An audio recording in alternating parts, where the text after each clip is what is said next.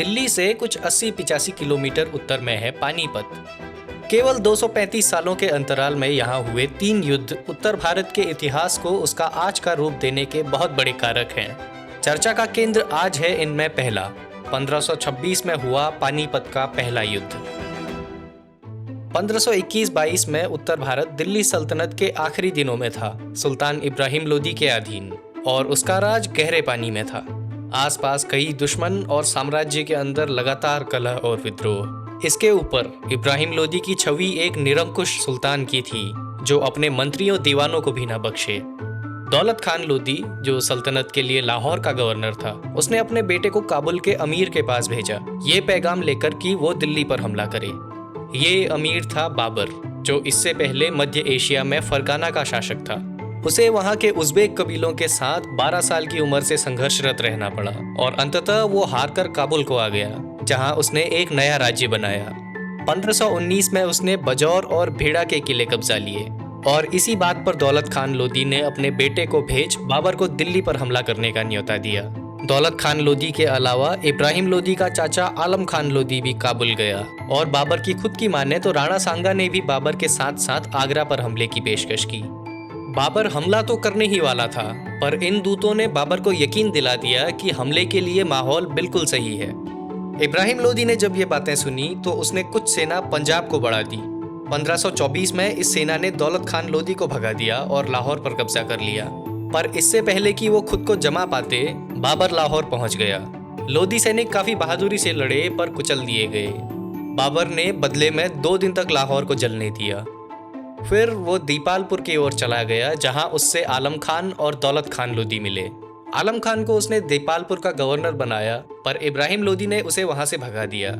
वहीं बाबर ने हिंदुस्तान पर हमले की तैयारी में पहले कांधार और बल्ख पर कब्जा कर लिया। 1525 में वो लाहौर पहुंचा। फिर बाबर धीरे धीरे दिल्ली की ओर बढ़ा और इब्राहिम लोदी उसकी ओर। अप्रैल 1526 में दोनों सेनाएं पानीपत में मिली। इब्राहिम लोदी करीब 50,000 की सेना लेकर आया था, सबसे आगे हाथी, फिर अफगान घुड़सवार और सबसे आखिर में पैदल सैनिक। सुल्तान खुद सबसे पीछे था अपने 5,000 गार्ड्स के साथ।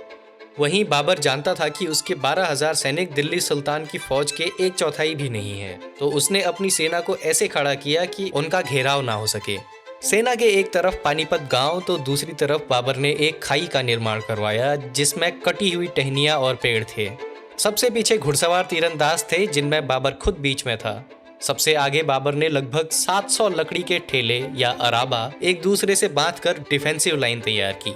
इनके ऊपर बाकी तीरंदाज और मैचलॉक बंदूकों से लैस सिपाही थे। 2 ठेलों के बीच में बाबर की तोपें भी थी और भारत में बारूद के ये हथियार बहुत कम ही जाने पहचाने थे। किसी बड़ी जंग में इनका इस्तेमाल शायद ही इससे पहले कभी हुआ हो। 8 दिन तक दोनों सेनाएं आमने सामने खड़ी रही और 20 अप्रैल को इब्राहिम लोदी अपनी पूरी सेना लेकर बाबर पर चढ़ गया।